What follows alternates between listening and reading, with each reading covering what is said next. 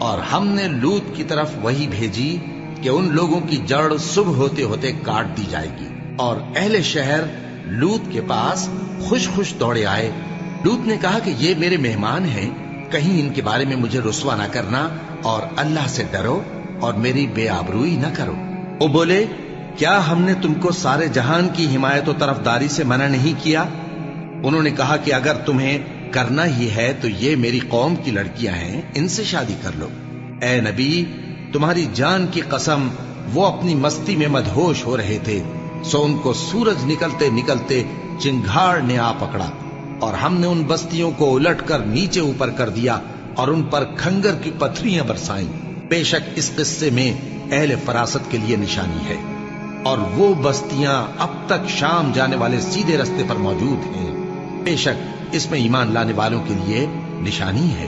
اور بن کے رہنے والے یعنی قوم شعیب کے لوگ بھی گناہگار تھے، تو ہم نے ان سے بھی بدلہ لیا، اور یہ دونوں شہر کھلے رستے پر موجود ہیں۔ اور وادی ہجر کے رہنے والوں نے بھی پیغمبروں کی تکذیب کی، ہم نے ان کو اپنی نشانیاں دیں اور وہ ان سے منہ پھیرتے رہے، اور وہ پہاڑوں کو تراش تراش کر گھر بناتے تھے کہ امن و اطمینان سے رہیں گے۔ آخر زوردار آواز نے ان کو صبح ہوتے ہوتے آ پکڑا، اور جو کام وہ کرتے تھے وہ ان کے کچھ بھی کام نہ آئے۔ اور ہم نے آسمانوں اور زمین کو اور جو مخلوقات ان میں ہے سب کو تدبیر کے ساتھ پیدا کیا ہے، اور قیامت تو ضرور آ کر رہے گی، تو تم ان لوگوں سے اچھی طرح سے درگزر کرو۔ کچھ شک نہیں کہ تمہارا پروردگار ہی سب کچھ پیدا کرنے والا ہے، جاننے والا ہے۔ اور ہم نے تم کو 7 آیتیں جو نماز میں دہرا کر پڑھی جاتی ہیں، یعنی سورہ الحمد اور عظمت والا کلام عطا فرمایا ہے۔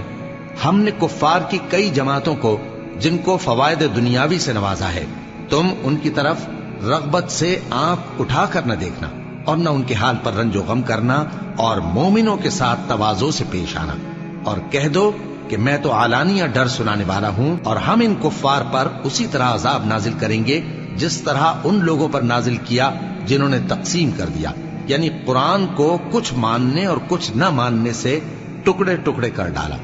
سو تمہارے پروردگار کی قسم ہم ان سے ضرور پرسش کریں گے ان کاموں کی جو وہ کرتے رہے۔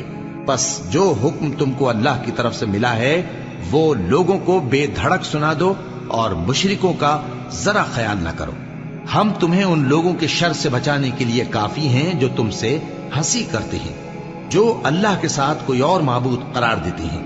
سو ان قریب ان کو ان باتوں کا انجام معلوم ہو جائے گا، اور ہم جانتے ہیں کہ ان کی باتوں سے تمہارا دل تنگ ہوتا ہے، تو تم اپنے پروردگار کی تسبیح کہتے اور اس کی خوبیاں بیان کرتے رہو، اور سجدہ کرنے والوں میں سے ہو جاؤ، اور اپنے پروردگار کی عبادت کیے جاؤ یہاں تک کہ تمہاری موت کا وقت آ جائے۔